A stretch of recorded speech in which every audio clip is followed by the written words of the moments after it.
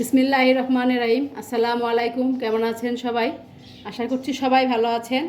স্বাগতম আমার রান্নাঘরে। আজ আমি আপনাদেরকে তৈরি করে দেখাবো টিকিয়া কাবাব। টিকিয়া কাবাব তৈরি করার জন্য আমার যা যা লাগছে সেখানে আমি এখানে গরুর মাংস এবং ডাল একসাথে দিয়ে সিদ্ধ করে দিয়েছি। সাথে দিয়েছি সামান্য আদা বাটা, পরিমাণ মতো যে পরিমাণ মাংস নেবেন সেই পরিমাণ আদা বাটা, রসুন বাটা, ধনে জিরার গুঁড়া, লবণ দিয়ে একটু মরিচের গুঁড়া দিয়ে সিদ্ধ করে নিয়েছি। আর এখানে নিয়েছি পেঁয়াজ কুচি, এখানে হচ্ছে কাবাবের মশলা, এটা আমার ঘরে তৈরি মশলা, এখানে হচ্ছে কাঁচামরিচ, একটা লেবু আর ডিম। এখন আমি যেহেতু আমার এটার সাথে সব মশলা দেওয়াই আছে, জন্য আমি এক্সট্রা কোনো মশলা ইউজ করব না।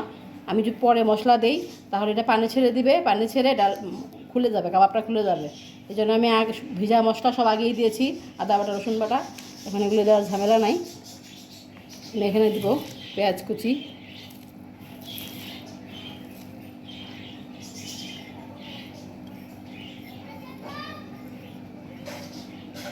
সুন্দর একটা স্মেল আসার জন্য লেবু কুচি দিলাম।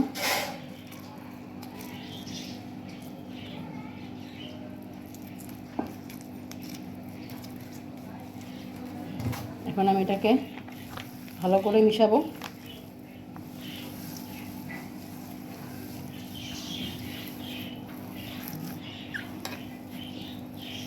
ডিমটা বাইন্ডারের কাজ করবে, অল্প অল্প করে দিব। ডিমটা দিলে এটা খুলবে না, যেহেতু ডাল দিলে ডালটা খুলে যায়, অনেক সময় ডালটা খুলে যায় মাংসের সাথে। সেই জন্য আমি এখানে 2টা ডিম ফেটে নিয়েছি, যতটুকু লাগবে আমি অতটুকু দিব। ডিমটা দিলে এটা খুলবে না। অনেকে ডিম না দিয়ে আটা কিংবা ময়দা ইউজ করেন, কিন্তু সেটা টেস্ট থাকে না, টেস্টটা পাওয়া যাবে না। আপনারা ডিমই দিবেন। ডিমটা মিশে গেলে এটা খুলবে না, লাগবে, আমার পুরোটাই লাগবে। ডিম দিলে একটা আঠালো ভাব হবে, ভাজতেও সুবিধা হয়।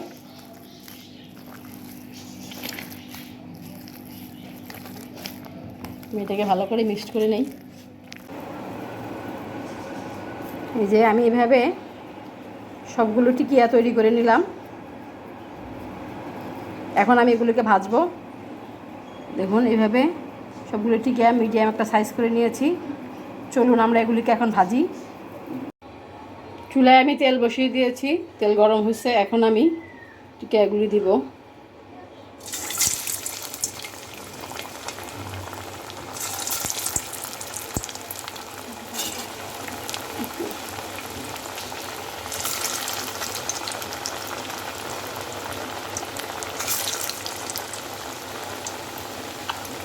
এখন আমি এগুলোকে ভেজে নেই, তারপর আমি আবার আসছি।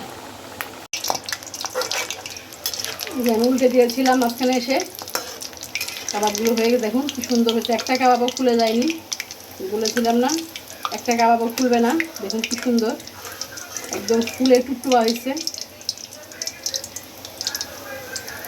আমি তুলে নিচ্ছি, সুন্দর একটা গোল্ডেন কালার আসছে।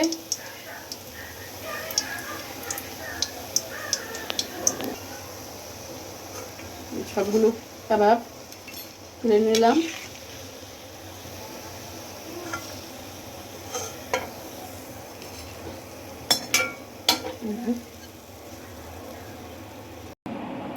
এই তো তৈরি হয়ে গেল আমার বাবুর্চিদের স্টাইলে টিকিয়া কাবাব। আপনারা এইভাবে বাসায় তৈরি করবেন। দেখেন কি সুন্দর হয়েছে, একটা কাবাবও ভেঙে যায়নি, নষ্ট হয়নি, খুলেও যায়নি। এভাবে আপনারা বাসায় তৈরি করবেন। আশা করছি ভালো লাগবে। ভালো লাগলে আমার পাশে থাকবেন, আমাকে লাইক, শেয়ার ও ফলো করবেন। আজকের মতো এখানেই বিদায়। আল্লাহ হাফেজ।